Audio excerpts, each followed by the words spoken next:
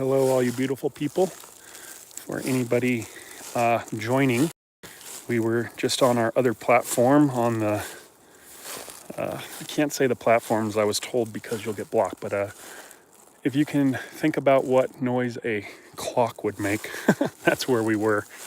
And we had all these beautiful mule deer right around us. I got amazing footage of them on our live, and they're just out in front of us here. So I'm gonna walk in and we're gonna get some mule deer. If you guys were on the last couple days, we were in Flagstaff, Arizona, and then we from Parachute, Colorado. And then today we were supposed to be in Farmington, New Mexico. However, the location we were going to go to was closed. They're doing trail maintenance, and I read some reviews where people were saying they're closed right now. And so we weren't able to get to there. We stopped in southwestern Colorado. We're in Durango, Colorado. We're walking along the Animas River. Absolutely beautiful out here. It is absolutely beautiful. But right away, we were able to walk in on these mule deer, and they were so close to us. I mean, they were within feet of the video. So they know I'm here. He's looking right at us right now. I'm gonna zoom in. You'll see one. He's walking along the railroad tracks right now. There's a beautiful mule deer. Look at him. What a beautiful buck. This is the western mule deer. This is the largest subspecies of mule deer. There are 17 subspecies of mule deer in North America. This is the largest. This is, because it's the western mule deer, its scientific name is Odocoileus hemionus. That's mule deer. And then his subspecies of western, so he's Odocoileus hemionus, or the western mule deer. Again, largest bodied mule deer out of the 17, found right here in the Rocky Mountain region, kind of throughout the Great Basin in the Midwest here of North America.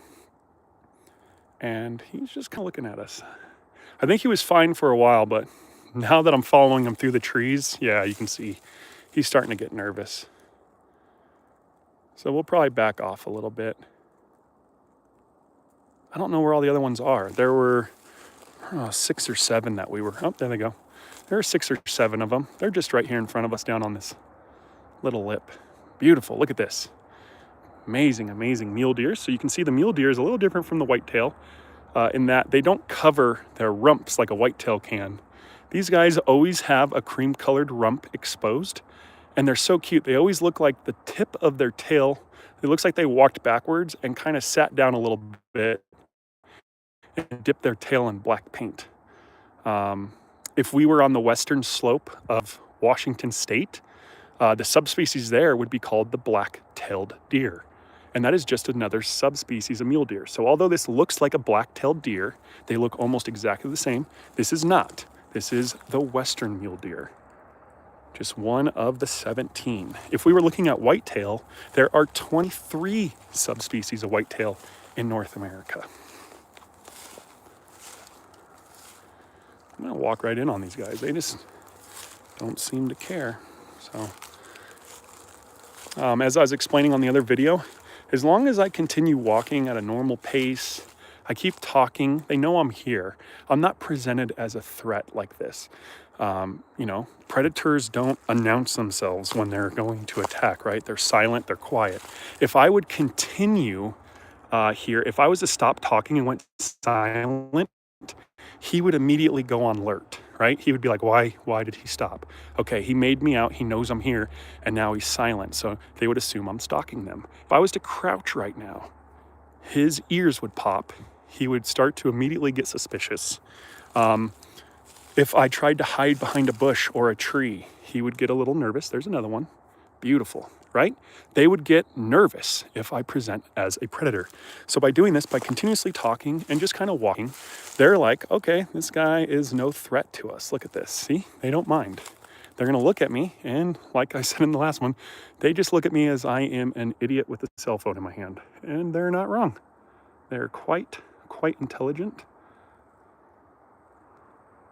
Let's see if we can get this guy a little bit. As soon as I start walking, he'll probably pop his head up at us. Let me zoom out a little bit so we're not so pixelated.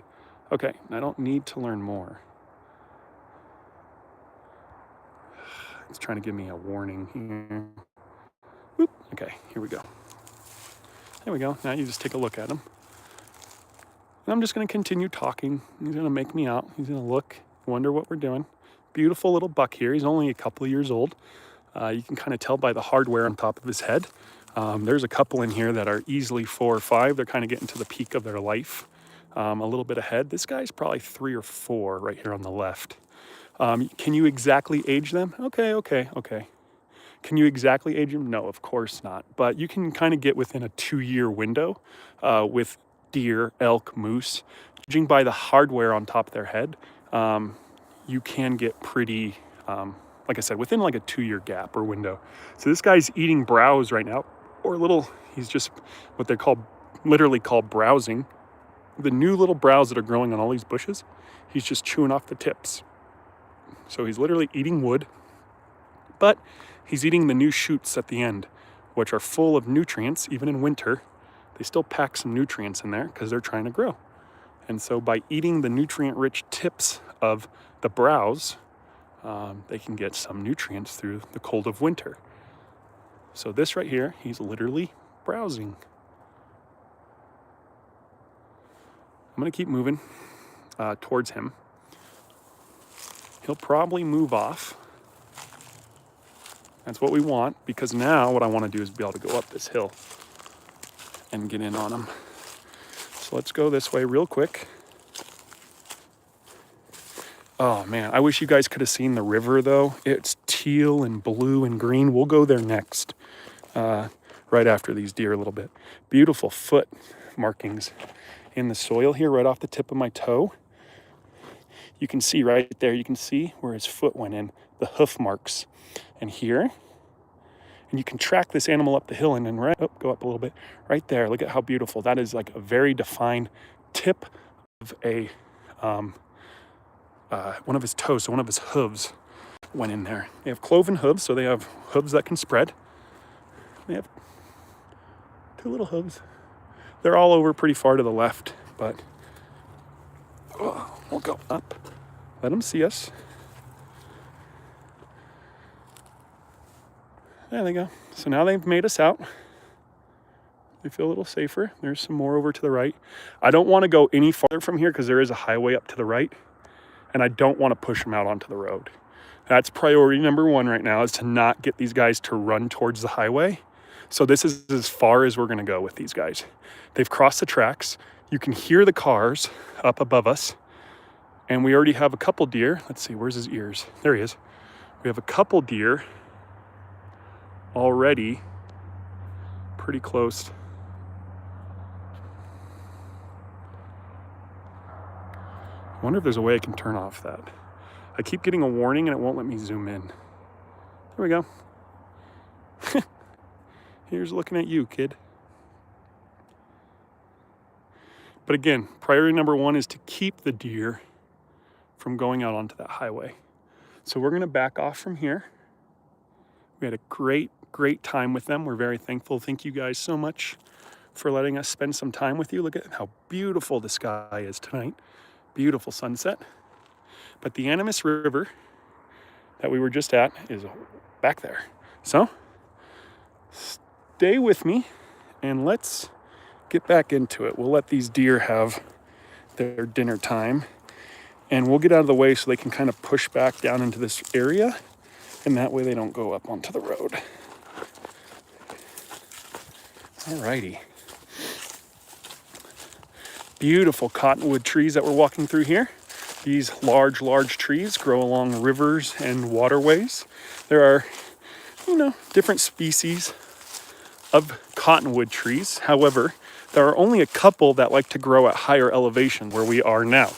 There are, which I believe these ones are, the Rio Grande cottonwood tree. They kind of grow in that middle elevation. So kind of these lower foothill and lower mountain areas are really good for the Rio Grande cottonwood. If we were to go even higher in elevation, where we are now, I don't know where we are, 8,000 feet maybe down to 6. But if we were to go higher, say 10,000 feet, we would see what's known as the narrow leaf cottonwood, which grows at a much higher elevation. And that is because it just likes the waterways up high, but it's really unique in that it has narrower leaves. That's where it gets its name, narrow leaf cottonwood. And I do think that's because of the extreme elevation gain. It's kind of in an area where the deciduous trees don't like to grow like the conifer trees do. So we're gonna keep moving. We're getting closer to the river. And if we were to go to the Great Plains, say Nebraska or Kansas or places like that, you'll get what's known as the Great Plains cottonwood, which grows at a much lower elevation, usually below like 3,000 feet. Temperatures are dropping quick now that the sun's going down. We're down to probably, 43, 42. It was right at 45 when we started, and that sun was on us, and it was beautiful, but, yep, just sun's getting pretty low in the sky.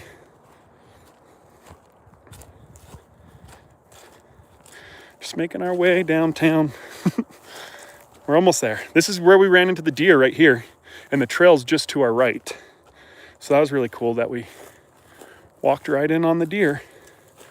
But now we're gonna get back to that river and see. This is unlike yesterday's live when we were on the Colorado River in Parachute, Colorado. There was an extremely small chance of seeing a North American river otter or Lutra canadensis, or Lontra canadensis. Here in Durango, we walk along what's known as the Animas River, beautiful, beautiful river. And we go from an extremely low chance of seeing an otter to a slim chance of seeing an otter. They are more prevalent along the Animas, and we do have a better chance for sure of seeing an otter along the Animas River. So we'll try and get back. This is the perfect time. We're at that crepuscular hour, right where dusk is coming in. The sun is now setting, and we're getting into kind of the astronomical dusk, as you would call it. You'll start to see, as we're facing east right here, the sky will start to turn a beautiful purpley pink, very dim. You know, the sunset has already happened. So what you'll start to see is the sky itself will start to go a deep pink and purple, and it'll slowly climb up, up, up, up, go over our heads, and then drop into the Western Hemisphere as it goes black, black, black for night. So it's very cool. We'll probably see that along this live. I am gonna run it pretty much as long as we have sunlight, or at least enough light that the camera can see where we're going. And yeah, getting closer to that river. Man, we were right along the river back there, but this trail kind of stayed going due north. But obviously the river cuts east because now we are way far away from it.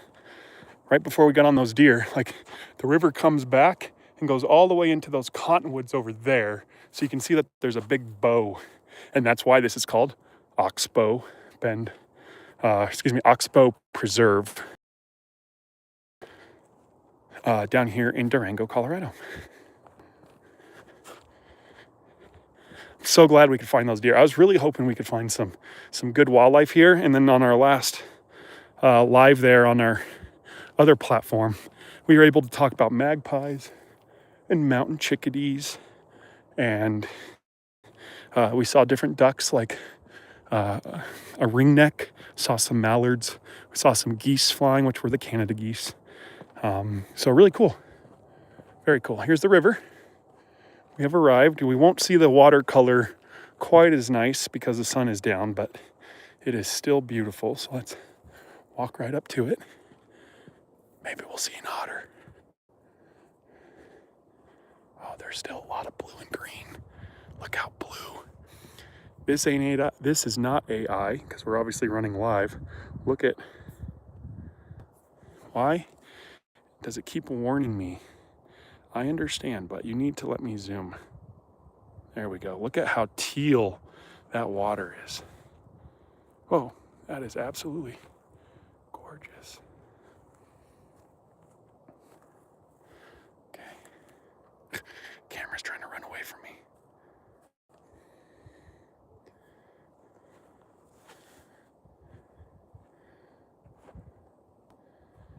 Beautiful.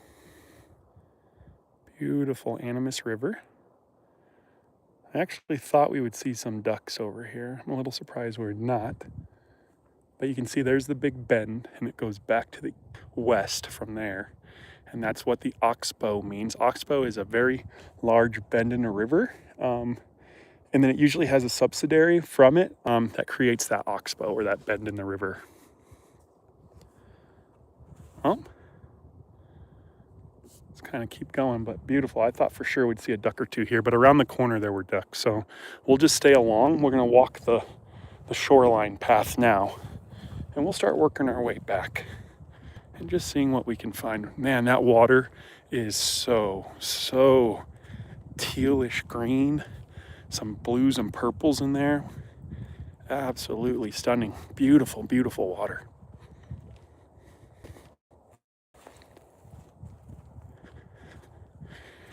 It's funny because if we could get over to that sandbar over there, I guarantee you we would see otter tracks for sure. There are, like I said, there are otters here in the Animas, and they are more prevalent on the Animas than they are on the Colorado. So in Colorado, if you want to see otters, the main places to see them, and this is in no particular order. I'm not going to say the best to the worst, but up in Moffat County, which is the northwest corner of the state, so it's the farthest northwest county, you'll have the Yampa River. That probably would be number one for otters. They do have quite the population growth in there since they've reintroduced the Yampa River. Really has a good steady population growth. Next would be just below that would be the White River, which runs through Meeker, Colorado. So if you guys ever can get into that area, and then down here in the Animas and the San Juans would probably be next or somewhere in there, and then followed by Colorado. So those are the four main riverways, all on the western slope. That's kind of where they're making their first stands as they're reintroduced. But otters have been seen all the way up onto the east side. There was a little tiny vole that just ran by our feet in this grass. Hear a magpie off in the distance. How cool. Okay, so yeah, they're starting to be seen on the east side, such as Rocky Mountain National Park and that. I have never seen them in there, even though I do wildlife tours in Rocky Mountain National Park, but they are making a comeback. There are little voles in this grass all over the place. I can hear them scurry through the grass. Right there, you hear him. He's right here. He's somewhere right in this patch.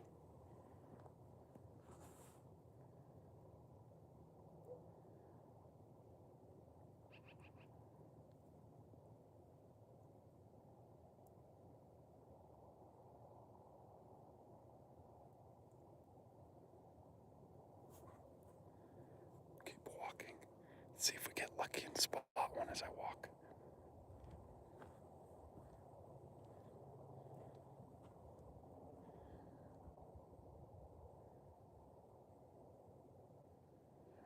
I don't know if the camera can pick it up, but there's these little pop sounds. Very, very quiet popping noises.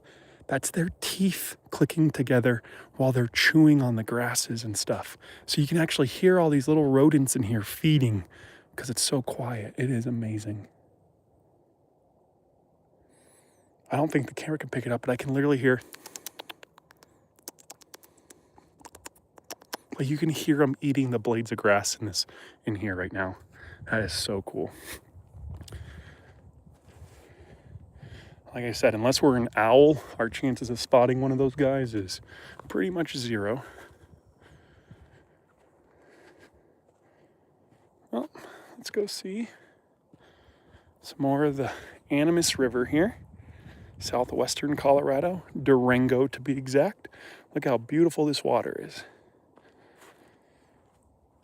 Oh, there's a sandbar. Yes, let's go look for otter tracks.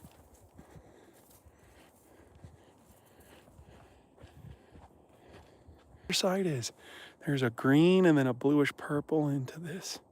My word, this water is gorgeous. This is pretty. I actually didn't know this river was this colorful. When the sun was on it, it was the deepest teal, which for those of you who don't know, that is my favorite color, is teal. And oh my, was the water pristine, perfect. Beautiful greens, beautiful blues and purples, and teal. All right, let's walk around the shoreline here. Oh, is this a dog or is this an otter? I'm not joking. I think there was an otter here. And I'll show you why. Yep. This is otter. See these little penny tippy? These are the nails. This is an otter right here. This is the web foot. So here's the toe, the thumb it would be. So it'd be this way. This is the thumb. And then here's some more fingers. This is his backed hind webbed foot. Oh, why'd the camera do that? Hang on. Sorry, guys. That was weird. I think the gravity finally beat it out. So I'll try and hold it a different way. Okay. So his foot's here, toe, front feet. His foot's closed, but if he wanted to, he could open it and it would be webbed. And you can see right here, there's some weight. This is an track. That is so cool. I had a feeling. Yep, and see how, this is what otters do. They'll come out of the water, they'll run along the edge, and they'll jump back in. And they'll swim, and they'll come out, and they'll run around the edge, and they'll go back in. And they just literally run the sandbars. Let's see, I can see a dog print in here too, but I definitely can see an otter track. Let's see. Here's a person's foot. Here's dog tracks a little bit more on the right side, but I know we'll find more otter here.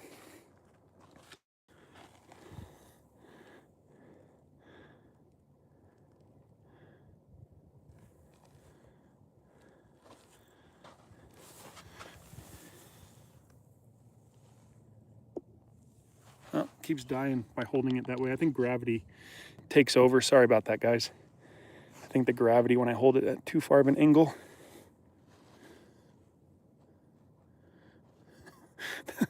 You know what that looks like.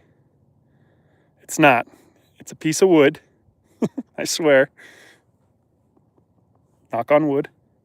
But yes, I did for a second think it could possibly be a piece of scat, but it's not. It's wood. Yeah, it's wood. Let's find more otter. Could even find an otter scrape.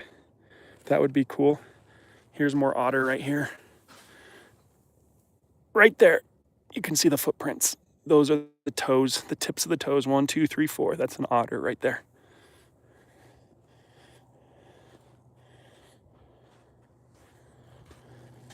So at some point, whether it was last night or this morning, maybe middle of the day, there was an otter that went by or went through this area. What would be really cool is to find an otter scrape. What an otter scrape is, it's the latrine. It's a bathroom. It's how they mark. Oh, bird taken off. That's a merganser. A couple ducks up ahead of us, so we'll go get in the ducks. But what happens is they'll go to an area that's a latrine, so multiple bathroom visits. They will leave a scat, and then they will urinate in that area, and it's extremely musky smelling. Look at that.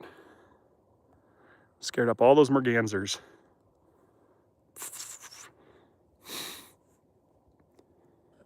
Couple mallards, it looks. There's a goldeneye. How his head's kicking. There is a goldeneye up there, or a ringneck. Excuse me. Ringneck, mergansers, and it looked like a mallard. So they will. It's extremely musky. If you ever get down and you sniff it, it's It's potent. It'll get your eyes to water a bit, but it's a scent marker. It's so they can communicate to each other. So as other otters come and visit, they can keep track of family members, and then territorial regions and areas. So very, very, very, very cool.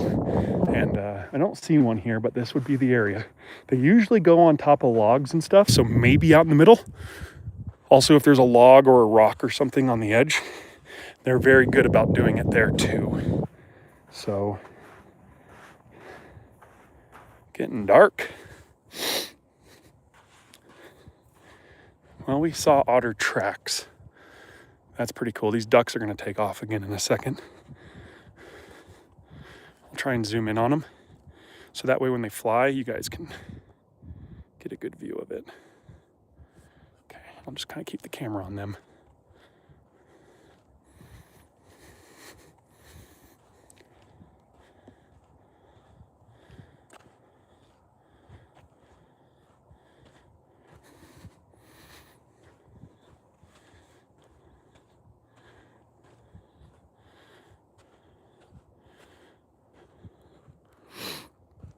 Ooh, it's a bit windier down here though. That wind's right in our face, and we're gonna have to climb again. We're running out of shoreline. Okay, get ready, any minute.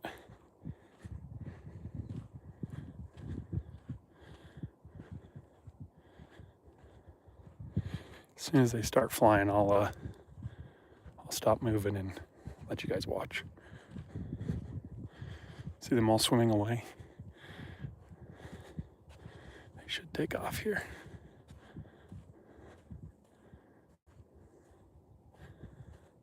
Maybe not. All right, well, we're out of land here.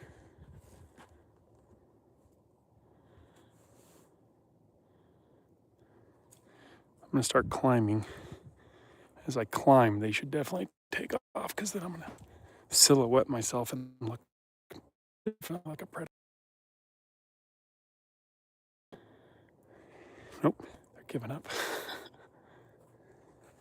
Okay. I gotta zoom out. Sorry guys, so you guys don't get sick. No, oh my God.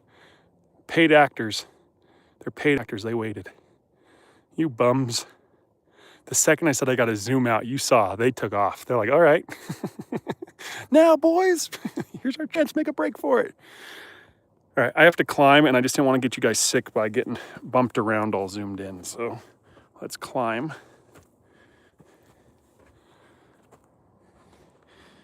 Walking along very steep hill. Okay, we didn't fall in. That's the most important part. Wow. Wow, wow, wow. What a view. Beautiful, beautiful sky.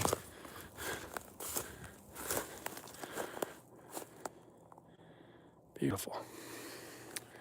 All right, well, we're gonna go this way. Where are we at? 28 minutes. Nice. The like, thank you very much for the like. I don't know if I have my comments turned off or not. I don't see any comments or anything come on here, so I'm sure I'll have to play around and see, because I do think I have somehow have them muted. But we have found the trail, and we will continue working back. But a successful trip. We found mule deer. We were able to get super close and get some great footage of them. So for those of you who've been following, thank you so much.